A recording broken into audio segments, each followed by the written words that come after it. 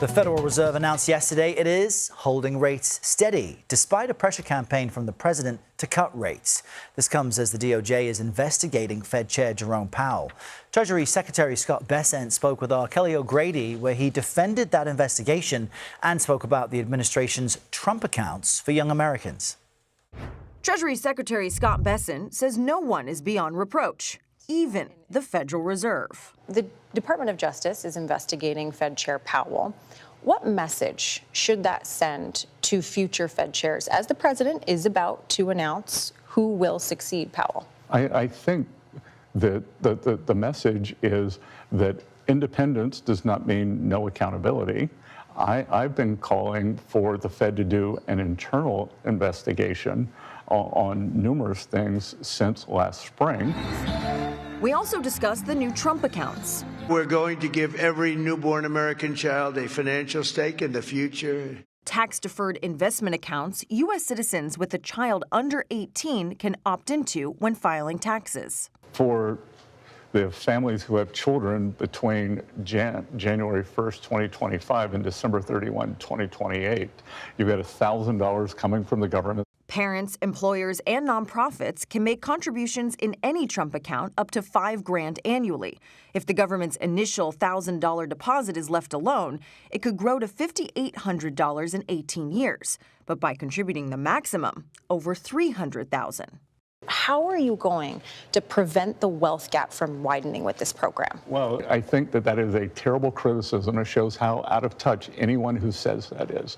Because if they say only $5,000, these are families, huge number of families in America wouldn't have $500 to meet a medical emergency. If they aren't able to go out and pay for college, to go buy a home eventually, if it hasn't really meaningfully changed their ability to do that, would you call this a failure?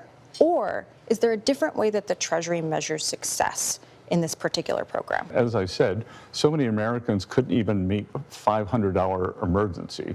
So maybe people just put it away and it's their rainy day fund. That was Kelly O'Grady there. CBS News business analyst Jill Schlesinger joins us now to break down what all this means for you watching at home or as you head off to work. Jill, good morning. Great to see you. Good morning. What else should we know about these accounts? How might they be taxed? Yeah, this is important because they're sort of being treated like traditional retirement accounts.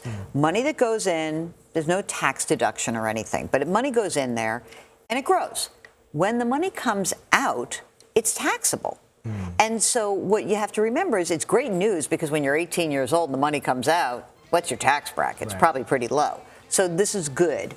I think the other thing to know is that a lot of people have been asking me, well, if I had extra money, should I put it in this Trump account or should I put it in a 529 plan for college?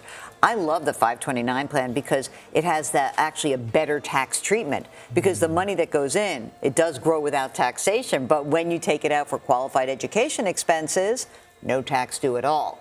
And whatever's unused in a 529 account can get rolled over into a Roth IRA for the beneficiary up to $35,000. So I just think it has better tax treatment. But listen, it's free money, so $1,000 is $1,000. Right. If your kid was born last year, tick that form off when you're filing your taxes. These accounts become available in July. And folks should know, everything Jill just said is gold. The advice from Jill Schlesinger you can take to the bank. Yes. Jill, thank you so much. Sure. Great to see you.